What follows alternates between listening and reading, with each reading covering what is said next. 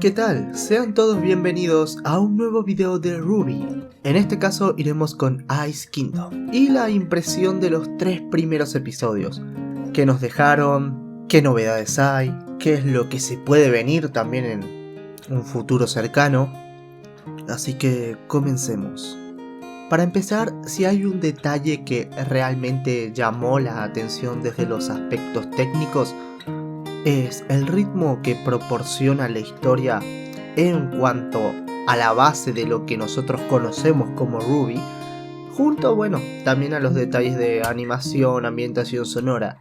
Sinceramente, me parecen aceptables para lo que se planteó Shaft al momento de producir este anime, uno donde abundan las escenas de acción. Sin embargo, cuando tenemos planos o escenas de tomas más detenidas, no vemos un fuerte en lo que podría ser a veces los colores y las sombras. De hecho, es de lo que más carece.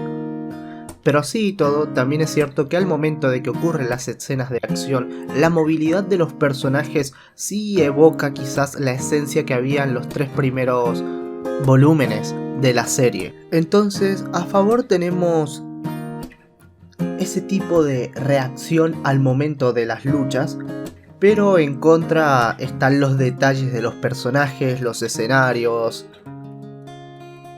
y qué tan impactante sea para el espectador esto.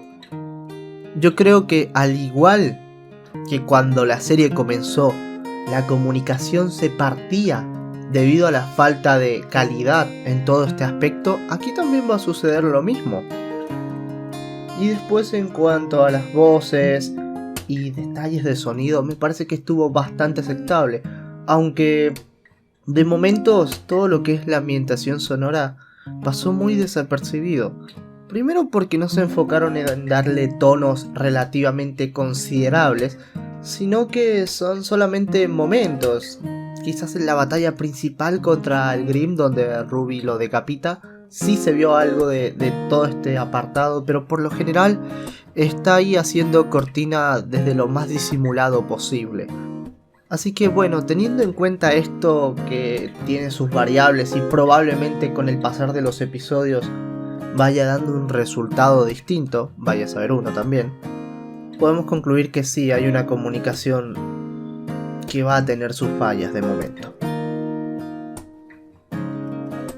Y con lo que nos trae la historia, los personajes, vamos a comenzar. Primero había mencionado el ritmo demasiado elevado que había para el transcurso de los hechos, o sea, en media hora ya habíamos visto cómo se conformaba el Team RWBY, cómo se había separado el Team RWBY y cómo se había vuelto a unir al Team RWBY. Y lo vuelve muy poco empático con el espectador, ya que la manera en la que se forma la tragedia o la emoción en sí está tan desequilibrada por el ritmo que genera que uno no llegue a empatizar con el personaje cuando está enojado, feliz, triste, etc. El gran colchón que tiene este anime es la serie RWBY, generando o dando por hecho que más de uno va a entender bien lo que sienten los personajes debido a que la otra serie sí logró desarrollar al menos un poco más este tipo de dimensión con los personajes. Y eso que no fue su fuerte desde un principio. Otra excusa biotemporal que se podría llegar a creer es que RWBY en un principio tenía episodios de menos de 5 minutos y cuando lo juntamos de un solo tramo también tiene un ritmo relativamente acelerado. Pero acá hay algo, y es que hubo una construcción de hechos. Por ejemplo, teníamos el caso de que John se llevaba mal con un chico, teníamos el caso de que Wade se la veía un poco más insistente con Pyrrha, y el hecho de que los equipos ni siquiera se conformaron tan rápido. Hasta habíamos visto un descenso de la nave cuando ellos están ahí conociéndose. De hecho, toda la escena del meeting, del conocimiento entre ellos en todo esto, también ocurre de una manera más dinámica con el objetivo de ahorrar quizás detalles insignificantes. Y la verdad es que esos detalles pueden ser insignificantes o no, siempre y cuando haya un nexo que esté trabajando para favorecer este tipo de relaciones en un futuro. Ejemplo, los condicionantes emocionales que estamos por ver ahora, el desenlace de Waze, que si Blake llora, que si le cae mal, o sea, todo pasa tan rápido que no se llega a percibir de manera naturalizada, y eso es totalmente malo. Después la historia es más de lo mismo, de lo que sí se puede haber hablado en cualquier otro video de RWBY.